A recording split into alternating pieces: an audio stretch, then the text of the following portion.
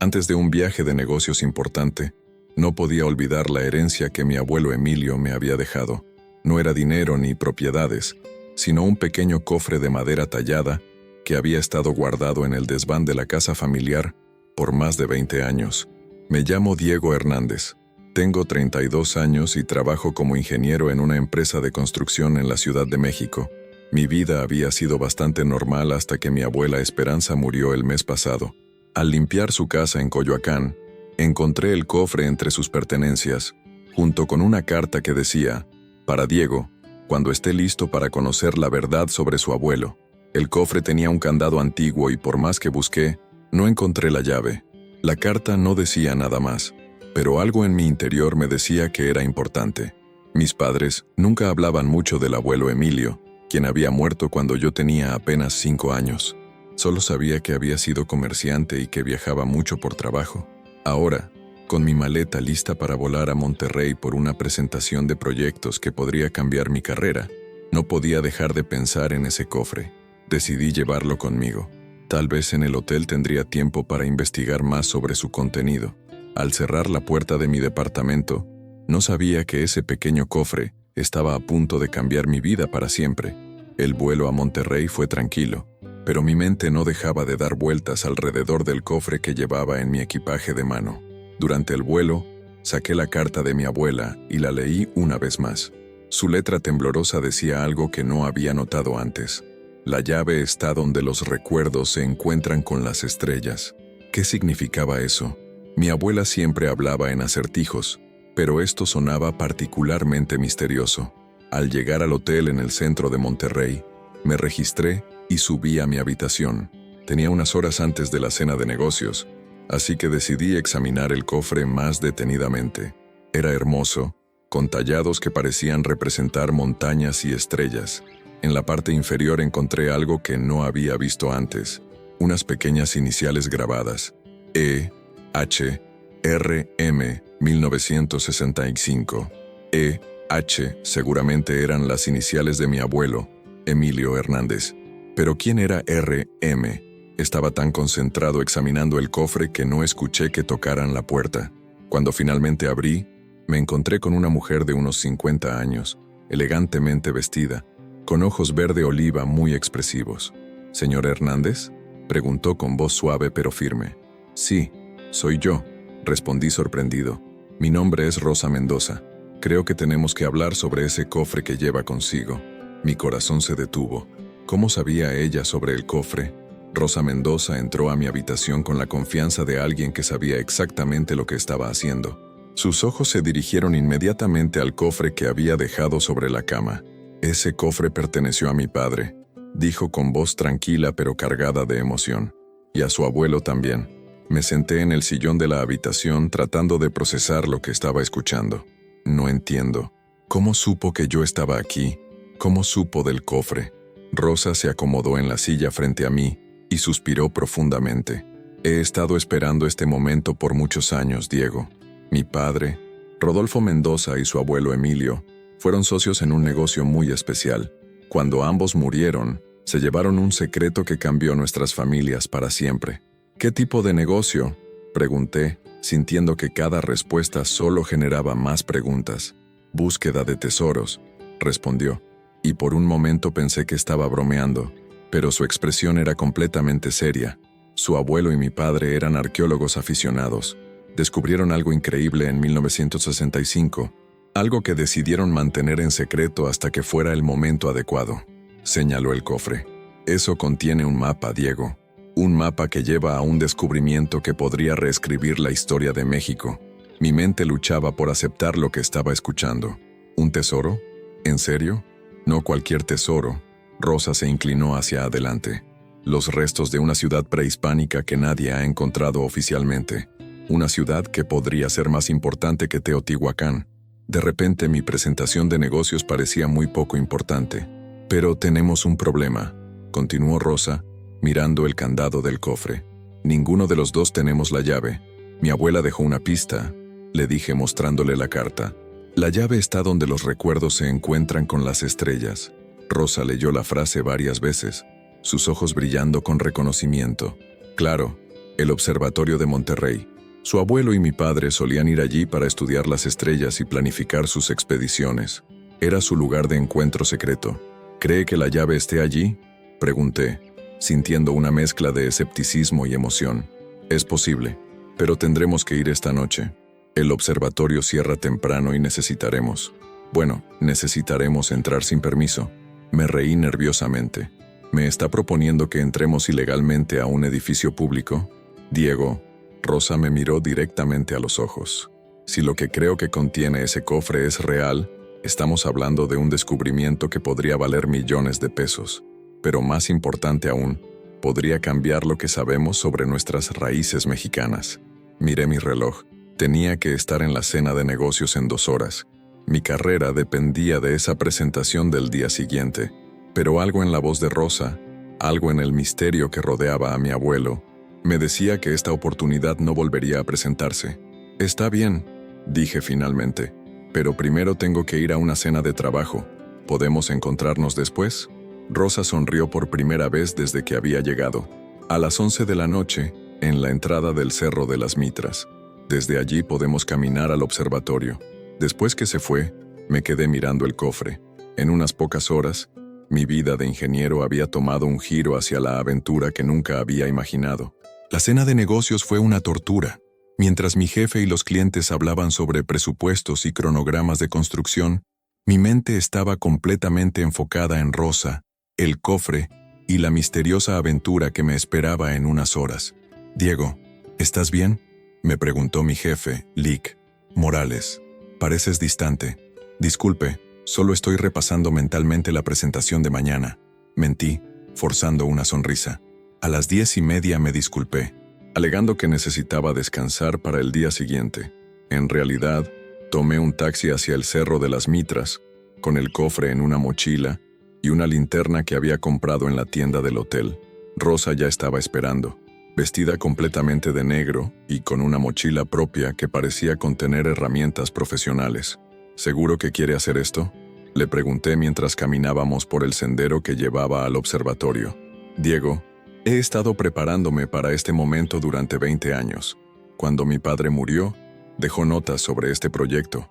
He estudiado todo lo que pude sobre la expedición que hizo con su abuelo. El observatorio se veía imponente contra el cielo estrellado. Rosa sacó de su mochila unas herramientas que claramente sabía usar. En menos de 10 minutos, habíamos entrado al edificio. «¿Dónde empezamos a buscar?», susurré, aunque estábamos solos. «Su abuelo era muy sentimental», respondió Rosa dirigiéndose hacia el telescopio principal. «Siempre decía que los mejores secretos se guardaban donde uno podía tocar las estrellas». Comenzamos a examinar cada centímetro alrededor del telescopio. Después de media hora, Rosa gritó suavemente. «Aquí, en la base del telescopio, casi invisible a menos que supieras dónde buscar, había una pequeña placa metálica suelta. Detrás de ella, envuelta en plástico, estaba una llave antigua que parecía coincidir perfectamente con el candado del cofre. Lo logramos», susurré, sintiendo la adrenalina corriendo por mis venas. Pero cuando nos volteamos para irnos, escuchamos voces afuera del edificio. Alguien más había venido al observatorio en plena noche. «Escóndete», susurró Rosa, apagando su linterna. Nos agachamos detrás del telescopio justo cuando escuchamos que la puerta principal se abría. 2 voces de hombres resonaron en el edificio silencioso. «¿Estás seguro de que los viste entrar aquí?», preguntó una voz grave. «Completamente seguro. Una mujer y un hombre joven. Tienen que estar buscando lo mismo que nosotros», respondió la segunda voz, con un ligero acento que no pude identificar. Mi corazón latía tan fuerte que temía que pudieran escucharlo. Rosa me hizo señas para que nos moviéramos hacia la salida trasera del edificio, pero cuando nos levantamos, pisé un cable que hizo un ruido metálico. «¡Allá!», gritó una de las voces. «¡Corre!», me dijo Rosa, y ambos salimos corriendo hacia la puerta trasera. Logramos salir del edificio, pero escuchamos pasos corriendo detrás de nosotros. El sendero de regreso al cerro era empinado y oscuro, pero la adrenalina nos daba fuerzas para correr más rápido de lo que creía posible. «¿Tu coche?», jadeé mientras corríamos. «Estacionado, al pie del cerro», respondió Rosa, también sin aliento. Después de correr durante lo que parecieron horas, pero probablemente fueron 15 minutos, llegamos a su automóvil. Rosa encendió el motor y salimos a toda velocidad hacia la ciudad. ¿Quiénes eran esos hombres?, pregunté cuando finalmente recuperé el aliento. No lo sé, pero claramente saben sobre el cofre. Diego, creo que estamos en peligro real. Miré la llave que aún tenía en mi mano. Después de todo lo que habíamos pasado para conseguirla, ahora tenía miedo de usarla. Tenemos que abrir el cofre, dije finalmente. Necesitamos saber qué es tan importante que alguien está dispuesto a perseguirnos por ello. Rosa asintió y se dirigió hacia su hotel. En mi habitación estaremos más seguros, y finalmente podremos resolver este misterio. La habitación de Rosa era modesta pero organizada. Había papeles y libros esparcidos sobre la mesa que mostraban claramente años de investigación, mapas antiguos de México, fotografías de sitios arqueológicos y notas escritas a mano cubrían casi todas las superficies. Con manos temblorosas, inserté la llave en el candado del cofre. Hizo clic suavemente y se abrió. Dentro había varios objetos envueltos cuidadosamente. Un mapa antiguo dibujado en piel de animal, varias fotografías en blanco y negro, una brújula de oro y un diario pequeño con la letra de mi abuelo. Rosa tomó el mapa con reverencia y lo extendió sobre la mesa. Era increíblemente detallado, mostrando montañas, ríos y landmarks que reconocí como parte de la Sierra Madre Oriental. «Esto es extraordinario», murmuró Rosa, estudiando cada línea del mapa. «Mira estas marcas aquí. Son símbolos prehispánicos. Y esta X grande marcada con una fecha, 15 de agosto de 1965. Abrí el diario de mi abuelo y leí la primera entrada. 15 de agosto de 1965. Rodolfo y yo hemos hecho el descubrimiento más importante de nuestras vidas.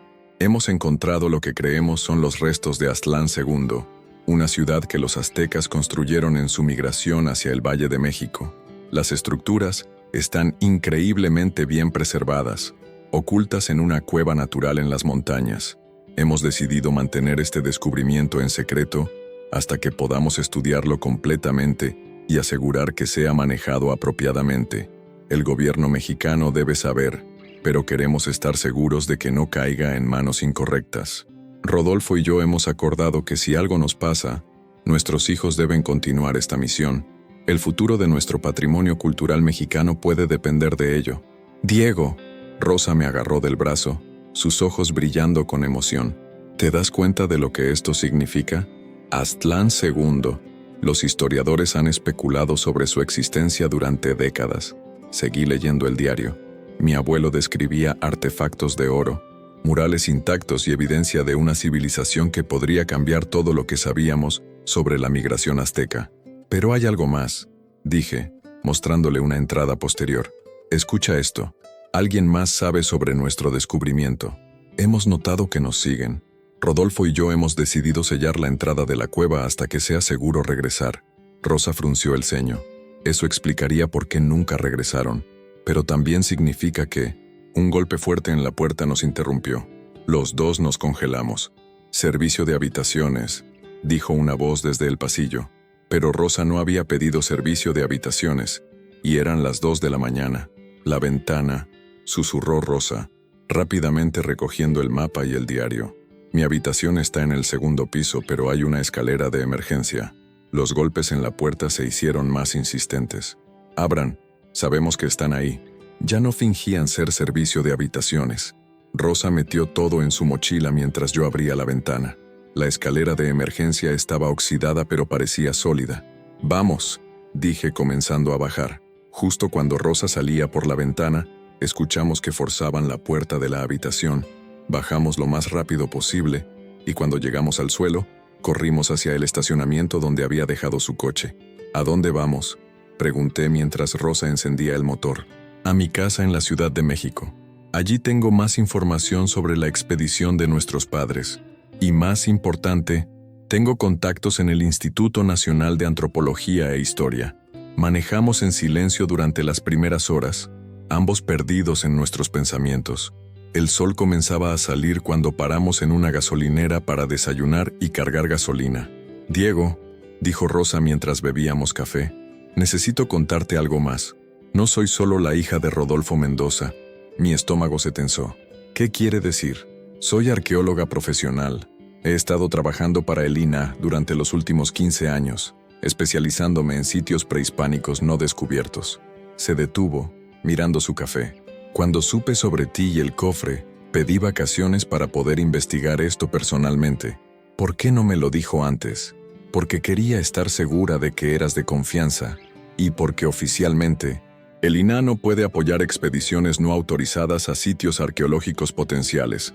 Procesé esta información. Entonces, ¿qué hacemos ahora?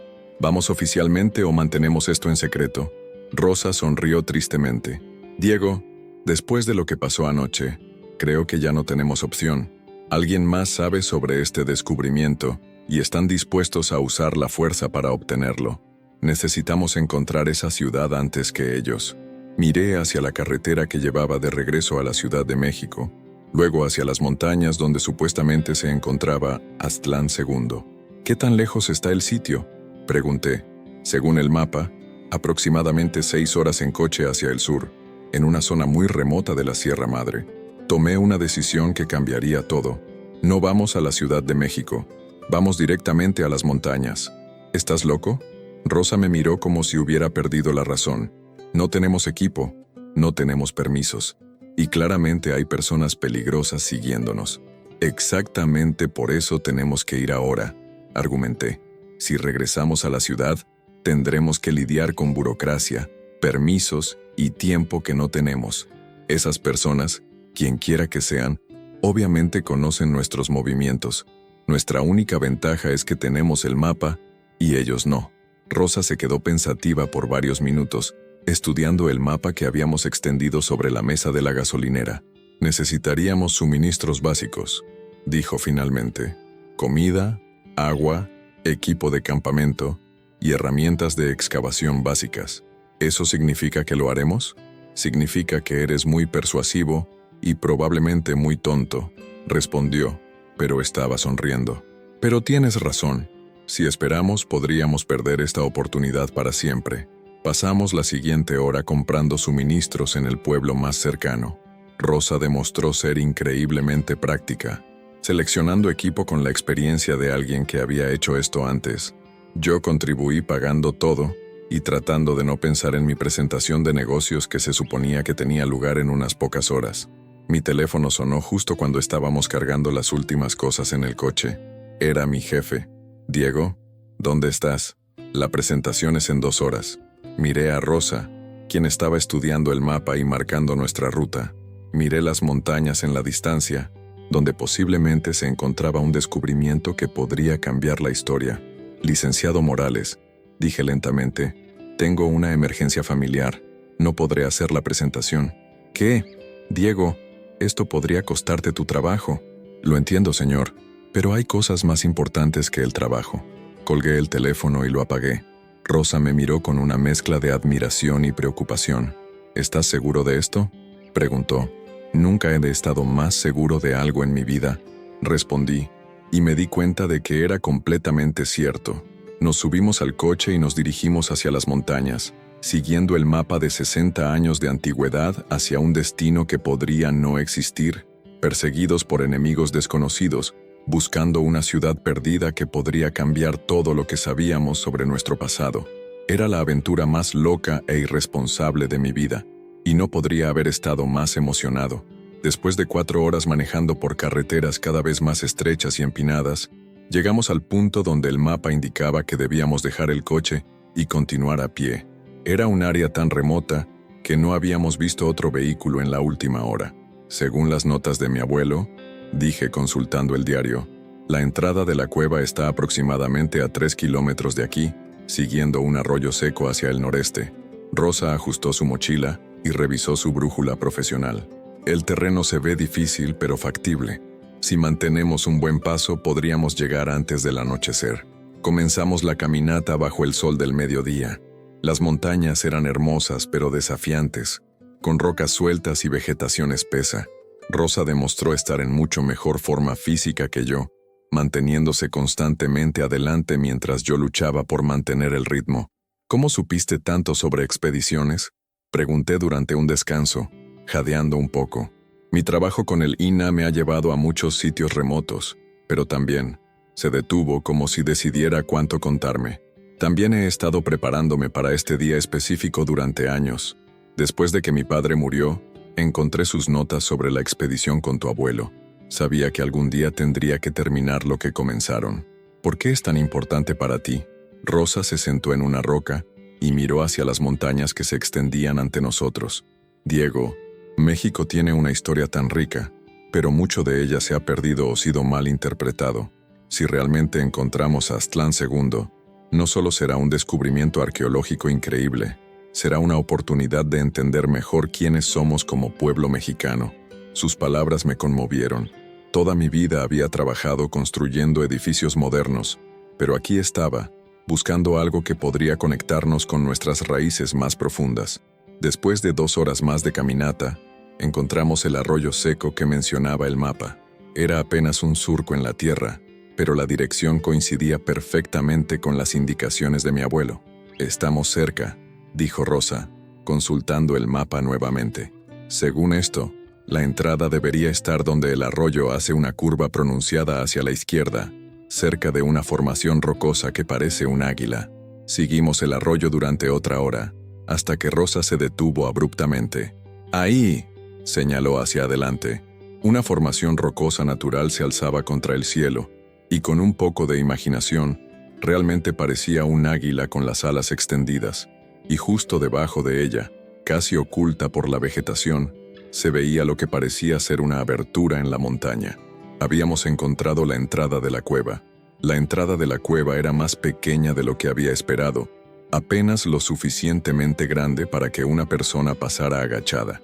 Rosa sacó una linterna profesional de su mochila y la dirigió hacia el interior. «Hay una pendiente hacia abajo», reportó. «Parece que la cueva se extiende bastante hacia el interior de la montaña».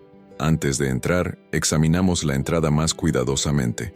Había signos claros de que había sido sellada artificialmente en algún momento, piedras colocadas cuidadosamente y argamasa antigua que se había deteriorado con el tiempo. «Tu abuelo y mi padre realmente sellaron esto», murmuró Rosa. «Pero alguien más lo ha abierto recientemente». Tenía razón. Algunas de las piedras habían sido removidas recientemente y había marcas de herramientas modernas en la roca. «Los hombres que nos persiguieron», dije, sintiendo un escalofrío. «Ya estuvieron aquí, o siguen aquí», respondió Rosa sombríamente. Decidimos proceder con mucha cautela. Rosa entró primero, siendo la más experimentada, seguida por mí. El interior de la cueva era fresco y húmedo, con un olor a tierra antigua que llenaba nuestros pulmones. Después de aproximadamente 50 metros de descenso gradual, la cueva se abrió en una cámara más grande. Rosa dirigió su linterna hacia arriba y ambos contuvimos la respiración. Las paredes estaban cubiertas de murales prehispánicos increíblemente bien preservados. Figuras de guerreros, dioses y escenas de la vida cotidiana se extendían desde el suelo hasta el techo de la cueva. Los colores eran vibrantes, como si hubieran sido pintados ayer. «Esto es imposible», susurró Rosa. «Nunca he visto murales prehispánicos tan bien conservados». Pero eso no era todo. En el centro de la cámara había estructuras de piedra que claramente habían sido construidas por manos humanas. Altares, plataformas y lo que parecía ser el comienzo de una pirámide pequeña. «Diego», dijo Rosa con voz temblorosa, «creo que realmente encontramos a Aztlán II». Pasamos la siguiente hora explorando la cámara principal, documentando todo con la cámara de Rosa. Era como estar en un museo que nadie había visitado en siglos. Pero entonces escuchamos algo que nos congeló la sangre. Voces que venían de la entrada de la cueva. Alguien más había llegado y no sonaban amigables. «¡Rápido!», susurró Rosa, señalando hacia una abertura en el fondo de la cámara. «Por allá». Nos metimos por la abertura justo cuando las primeras luces de linternas aparecieron en la entrada de la cámara principal. Habíamos encontrado el descubrimiento de nuestras vidas, pero ahora teníamos que escapar con esa información antes de que cayera en manos equivocadas. La abertura por la que habíamos escapado nos llevó a un túnel más estrecho que parecía extenderse profundamente en la montaña. Podíamos escuchar claramente las voces detrás de nosotros, ahora en la cámara principal.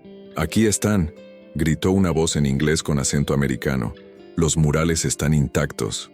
Increíble, respondió otra voz, esta vez en español con acento que no pude identificar. Esto vale más de lo que imaginamos. Rosa y yo nos miramos en la oscuridad. Claramente estos no eran arqueólogos legítimos. Establezcan el equipo, continuó la primera voz. Queremos documentar todo antes de mover los artefactos más valiosos. ¿Qué hay de los dos que se escaparon?, preguntó la segunda voz. Los encontraremos. Esta cueva no puede tener muchas salidas. Rosa me hizo señas para que siguiéramos moviéndonos por el túnel. Después de varios minutos de avanzar agachados en la oscuridad, llegamos a otra cámara. Esta más pequeña pero igualmente impresionante. Esta cámara parecía haber sido el área residencial de la ciudad subterránea. Había evidencias de fogones antiguos, áreas de almacenamiento talladas en la roca y, lo más sorprendente, esqueletos humanos dispuestos ceremonialmente. Rosa, susurré, ¿qué crees que les pasó a las personas que vivían aquí? Ella examinó los esqueletos con su experiencia profesional. Por la disposición y los artefactos, parece que fue un abandono planeado, no una tragedia súbita. Como si supieran que tenían que irse y prepararon este lugar como una tumba ceremonial. En una esquina de la cámara, Rosa encontró algo que hizo que se emocionara visiblemente. Un códice parcialmente preservado, pintado en piel de animal. Diego, este códice podría contener información sobre por qué abandonaron la ciudad, pero antes de que pudiera examinarlo más de cerca, escuchamos que las voces se acercaban a nuestro túnel. Tenemos que salir de aquí, dije. ¿Hay otra salida? Rosa dirigió su linterna alrededor de la cámara y encontró otra abertura, esta dirigiéndose hacia arriba. Podría ser una salida de emergencia, murmuró. Los antiguos mexicanos siempre construían múltiples salidas en sus refugios. Tomamos el códice y algunos artefactos pequeños que Rosa consideró más importantes, y comenzamos a subir por lo que resultó ser un túnel de escape ingeniosamente construido. Después de lo que parecieron horas, pero probablemente fueron 30 minutos, vimos luz natural filtrándose desde arriba. Habíamos encontrado otra salida, esta ubicada a varios cientos de metros de la entrada principal, oculta detrás de arbustos espesos. Emergimos al aire libre justo cuando el sol comenzaba a ponerse. Estábamos libres, pero ahora teníamos información que podría cambiar la historia de México, y criminales internacionales que querían robársela al pueblo mexicano. La aventura había tomado un giro mucho más serio. Desde nuestro escondite en las rocas cerca de la salida secreta, pudimos observar la entrada principal de la cueva. Había 3 vehículos estacionados allí, 2 SUVs negras y una camioneta llena de equipo. Esto es una operación grande, murmuró Rosa, observando a través de binoculares que había sacado de su mochila aparentemente sin fondo. Cuento al menos 8 personas. ¿Quiénes crees que sean?, pregunté. Por lo que escuchamos, probablemente traficantes de arte. Hay un mercado negro internacional muy lucrativo para artefactos prehispánicos. Mi teléfono vibró. Había olvidado que lo había encendido nuevamente. Era un número que no reconocía. ¿Diego Hernández?, preguntó una voz masculina cuando contesté. ¿Quién habla? Inspector Federal Carlos Ruiz, Policía Federal Ministerial.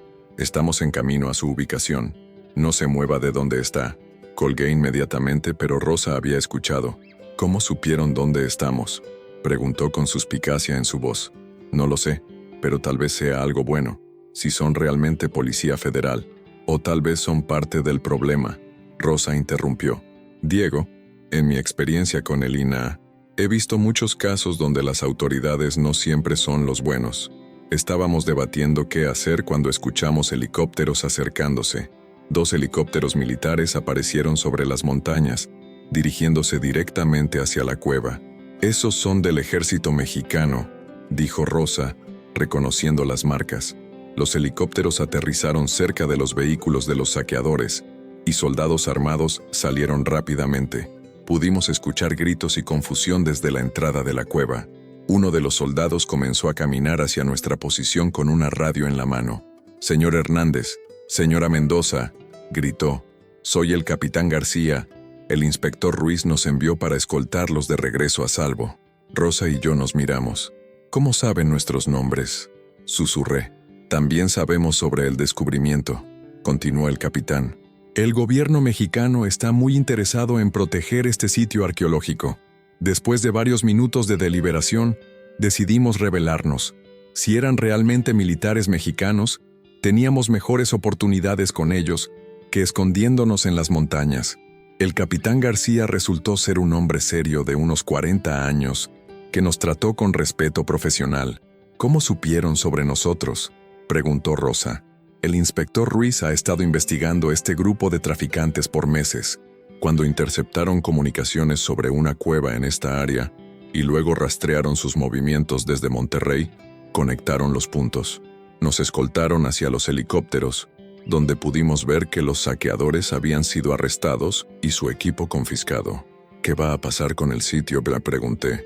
Esa, dijo el capitán con una sonrisa, es una pregunta para personas mucho más importantes que yo.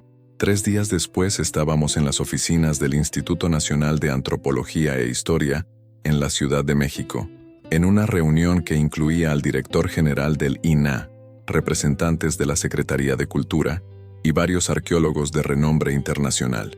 El códice que Rosa había rescatado de la cueva estaba extendido sobre una mesa especial, siendo fotografiado y analizado por expertos.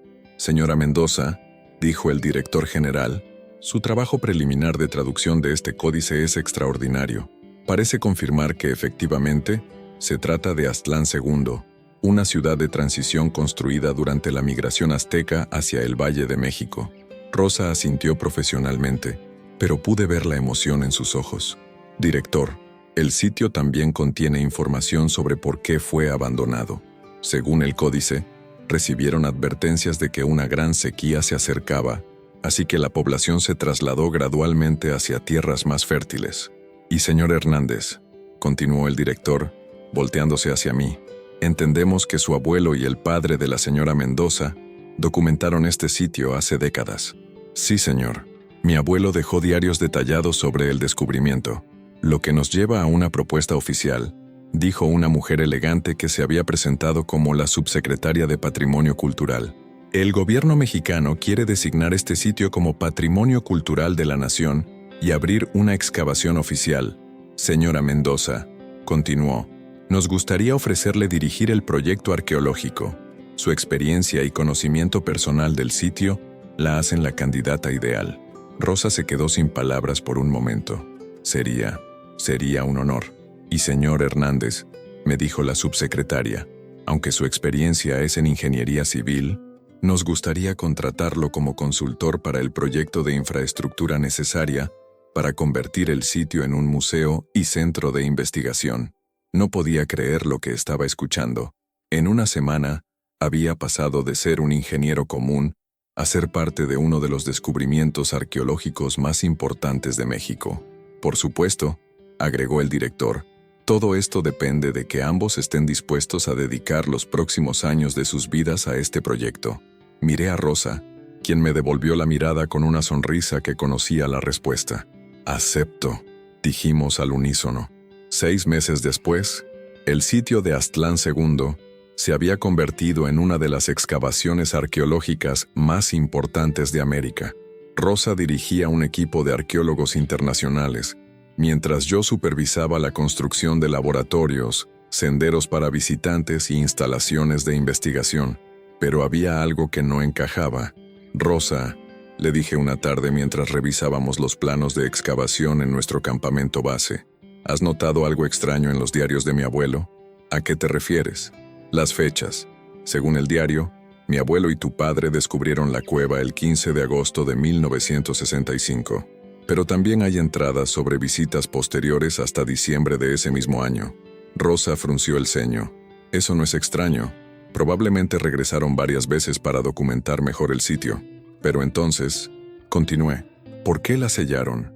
Y más importante, ¿por qué nunca contactaron a las autoridades? Rosa se quedó pensativa. Durante los últimos meses, habíamos asumido que nuestros padres simplemente habían sido cautelosos. Pero mientras más profundizábamos en el sitio, más preguntas surgían. Además, agregué, hemos encontrado evidencias de que la cueva fue habitada hasta mucho más tarde de lo que indica el códice. Algunos de los artefactos en las cámaras más profundas parecen ser de los siglos XV o XVI. ¿Qué estás sugiriendo?, preguntó Rosa. Creo que hay más en esta historia de lo que sabemos. Tal vez nuestros padres no solo estaban protegiendo un sitio arqueológico, tal vez estaban protegiendo algo más. Esa noche, decidí examinar más cuidadosamente todos los objetos que habíamos encontrado en el cofre original. Había algo que no había notado antes, una fotografía pequeña metida entre las páginas del diario. La fotografía mostraba a mi abuelo y al padre de Rosa junto a un hombre mayor, vestido con ropas tradicionales indígenas. En el reverso, con la letra de mi abuelo, estaba escrito: Don Esteban, último guardián de Aztlán II, nos encomienda la protección del secreto. 20 de diciembre de 1965. Rosa, la llamé. Tienes que ver esto. Cuando le mostré la fotografía, su rostro se puso pálido. Diego, dijo con voz temblorosa, creo que nuestros padres no descubrieron una ciudad abandonada. Creo que conocieron a alguien que aún vivía allí. El misterio que creíamos haber resuelto acababa de volverse mucho más profundo. La revelación de la fotografía cambió completamente nuestra comprensión de lo que había pasado en 1965. Si realmente había habido un último guardián viviendo en Aztlán II, significaba que la ciudad no había sido abandonada completamente durante siglos. Necesitamos hablar con personas de las comunidades locales, dijo Rosa. Si don Esteban era el último guardián en 1965, debe haber registros o memorias de él en los pueblos cercanos. Al día siguiente, viajamos al pueblo más cercano a las montañas, un pequeño asentamiento llamado San Miguel de las Piedras. Era un lugar que parecía detenido en el tiempo, con casas de adobe y una plaza central donde los ancianos se reunían cada tarde. Preguntamos discretamente sobre don Esteban, y inicialmente la gente parecía reacia a hablar, pero cuando una mujer mayor llamada doña Carmen vio la fotografía, su expresión cambió completamente. «Ese es mi abuelo», exclamó. «Esteban Xolotl murió en 1967, cuando yo era niña. ¿Puede contarnos sobre él?», preguntó Rosa gentilmente. Doña Carmen nos invitó a su casa y nos preparó café mientras nos contaba una historia que cambiaría todo lo que creíamos saber. Mi abuelo era el último de una línea de guardianes que protegían lugares sagrados en estas montañas, comenzó. Había lugares que los españoles nunca encontraron, donde nuestra gente guardaba cosas importantes. Mi abuelo decía que era su responsabilidad asegurarse de que estos lugares fueran protegidos hasta que llegara el momento correcto. ¿El momento correcto para qué?, pregunté. Para que el pueblo mexicano estuviera listo para recibir su verdadero patrimonio, respondió doña Carmen. Mi abuelo creía que algún día México estaría lo suficientemente fuerte y unificado para proteger estos tesoros apropiadamente. ¿Conoció a nuestros padres?, preguntó Rosa. Sí, los recuerdo. Vinieron varias veces. Mi abuelo los había elegido para ser los nuevos guardianes porque eran hombres educados que respetaban nuestra cultura. Doña Carmen desapareció por unos minutos y regresó con una caja pequeña de madera. Mi abuelo me dijo que si algún día los hijos o nietos de esos hombres venían a buscarme, debía darles esto. Dentro de la caja había un collar de jade con símbolos que no reconocí y una carta escrita en español con letra cuidadosa. La carta estaba dirigida a los herederos de Emilio y Rodolfo y explicaba que Aztlán II no era solo una ciudad arqueológica. Era uno de varios sitios sagrados donde los pueblos indígenas habían guardado sus tesoros más importantes durante la conquista española. Pero lo más importante, terminaba la carta, es que estos sitios contienen no solo artefactos, sino conocimiento. Conocimiento sobre medicina, astronomía, agricultura y filosofía que puede ayudar a México a reconectar con sus raíces verdaderas. Rosa y yo nos miramos, comprendiendo finalmente la magnitud de lo que habíamos descubierto. No era solo un sitio arqueológico, era un tesoro nacional que había sido protegido por generaciones, esperando el momento correcto para ser revelado al mundo. Con la información de doña Carmen, comenzamos a entender que Aztlán II era parte de una red mucho más grande de sitios protegidos. La carta de don Esteban mencionaba al menos otros 4 lugares similares en diferentes partes de México. Diego, dijo Rosa mientras estudiábamos un mapa que doña Carmen nos había dado, creo que nuestros padres no solo descubrieron una ciudad, descubrieron toda una conspiración buena, diseñada para preservar la cultura mexicana. El mapa mostraba ubicaciones en Oaxaca, Chiapas, Yucatán y Puebla, cada una marcada con el mismo símbolo que habíamos visto en el collar de jade. ¿Crees que todavía hay guardianes en estos otros sitios?, pregunté. Solo hay una manera de averiguarlo. Decidimos contactar discretamente al INAH sobre nuestros nuevos descubrimientos. El director general se mostró fascinado, pero también preocupado.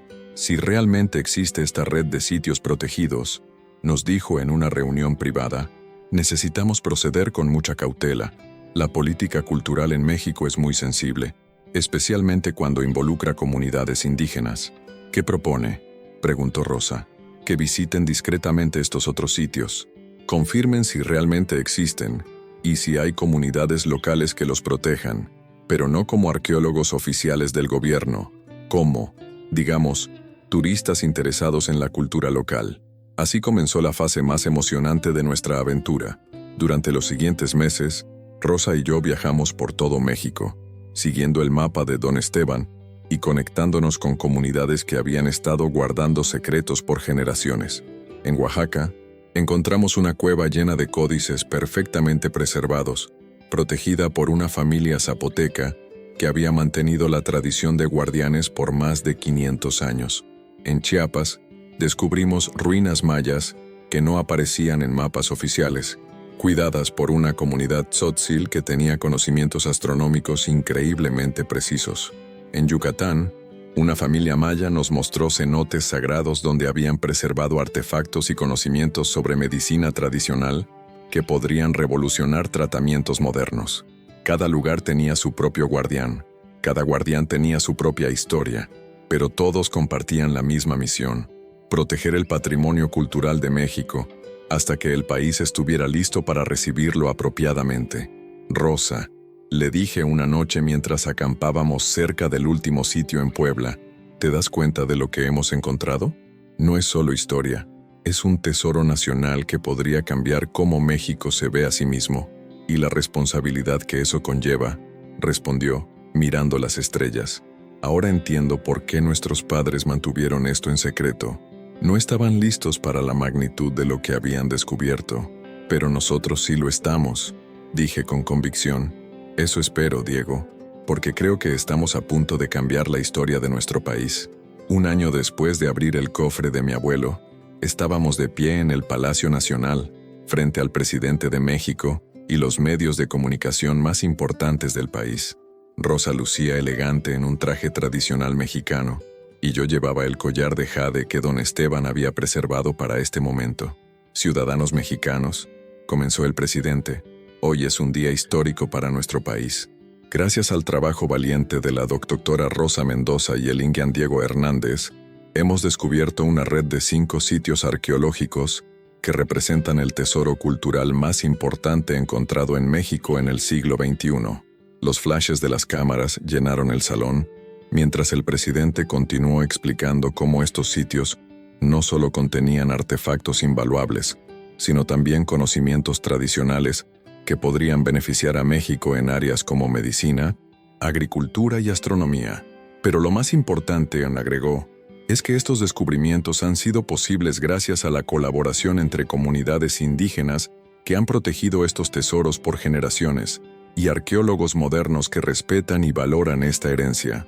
Rosa se acercó al micrófono. Señor presidente, queremos enfatizar que estos descubrimientos no son solo nuestros. Pertenecen a todas las comunidades que los han protegido y a todos los mexicanos que se enorgullecen de su herencia cultural. Después de la ceremonia, nos reunimos con los guardianes de los 5 sitios. Doña Carmen había viajado desde San Miguel de las Piedras, junto con representantes de las comunidades zapoteca, maya, tzotzil y náhuatl, que habían confiado en nosotros con sus secretos. Don Esteban estaría orgulloso, me dijo doña Carmen, tocando el collar de jade que yo llevaba. Su plan finalmente se cumplió. ¿Su plan?, pregunté. Sí, mijo. Mi abuelo siempre decía que algún día México sería lo suficientemente fuerte para honrar apropiadamente su pasado indígena. Él creía que cuando ese día llegara, los guardianes podrían revelar los tesoros que habían protegido. Rosa se unió a nuestra conversación. ¿Y usted cree que ese día llegó? Doña Carmen sonrió mirando alrededor del Palacio Nacional lleno de representantes gubernamentales, académicos y líderes comunitarios trabajando juntos. Mira a tu alrededor, mija, mexicanos de todas las backgrounds celebrando juntos nuestro patrimonio indígena. Sí, creo que ese día llegó. Esa noche, Rosa y yo caminamos por el Zócalo, reflexionando sobre todo lo que había pasado desde que abrí aquel cofre. ¿Alguna vez imaginaste que terminaríamos aquí?, le pregunté. Nunca, respondió, pero ahora entiendo por qué nuestros padres nos eligieron para esta misión, aunque nunca lo supimos hasta ahora. ¿Qué quieres decir, Diego? ¿No fue coincidencia que tu abuela te dejara el cofre justo antes de tu viaje de negocios a Monterrey, donde yo vivía? ¿No fue coincidencia que yo supiera exactamente dónde encontrarte? Me detuve en medio de la plaza. ¿Estás diciendo que...? Estoy diciendo que nuestros padres planificaron esto. Nuestras familias han estado preparándonos para este momento todas nuestras vidas, probablemente sin que nos diéramos cuenta. Pensé en todas las coincidencias que nos habían llevado hasta aquí, y me di cuenta de que tal vez no habían sido coincidencias después de todo. Entonces, dije finalmente, ¿qué hacemos ahora? Rosa sonrió. Ahora honramos el legado que nos dejaron, y nos aseguramos de que estos tesoros sean protegidos y compartidos apropiadamente con el mundo. Miramos hacia el Palacio Nacional, donde mañana comenzaríamos oficialmente el trabajo de convertir nuestros descubrimientos en museos, centros de investigación y programas educativos que conectarían a México con sus raíces más profundas. La herencia que no podía olvidar había resultado ser mucho más grande de lo que jamás había imaginado. 5 años después, estoy escribiendo estas líneas desde mi oficina en el Centro Nacional de Patrimonio Cultural Mexicano, el instituto que se creó específicamente para administrar los sitios de la red de guardianes. Por la ventana puedo ver grupos de estudiantes de todo el mundo que vienen a estudiar en nuestros programas de arqueología y estudios culturales indígenas. Rosa está en Oaxaca esta semana, supervisando la apertura del 5º museo de la red. Cada sitio se ha convertido no solo en una atracción turística, sino en un centro de investigación, donde conocimientos tradicionales se combinan con ciencia moderna para resolver problemas contemporáneos. Los medicamentos desarrollados a partir de conocimientos tradicionales preservados en los códices han ayudado a tratar enfermedades que la medicina occidental no había podido curar completamente. Las técnicas agrícolas antiguas están siendo usadas para combatir problemas de sostenibilidad alimentaria.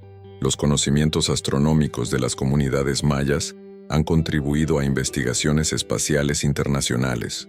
Pero tal vez lo más importante es que estos descubrimientos han cambiado cómo los mexicanos vemos nuestra propia identidad. Las comunidades indígenas ya no son vistas como reliquias del pasado, sino como guardianes de conocimientos que pueden ayudar a construir el futuro de México. Doña Carmen, quien ahora tiene 85 años, se convirtió en la directora honoraria de la red de guardianes. Viaja por todo el país, dando conferencias sobre la importancia de preservar tradiciones culturales, y siempre lleva el collar de jade original como símbolo de la continuidad entre pasado y presente. «Mijo», me dijo la semana pasada durante su visita a la Ciudad de México, mi abuelo don Esteban tenía razón. México estaba destinado a ser grande, pero primero tenía que recordar de dónde venía. Rosa se ha convertido en una de las arqueólogas más respetadas del mundo, pero nunca ha perdido su humildad ni su conexión con las comunidades que hicieron posibles estos descubrimientos. Seguimos trabajando juntos, y aunque nuestra relación comenzó como una asociación profesional, se ha convertido en algo mucho más profundo.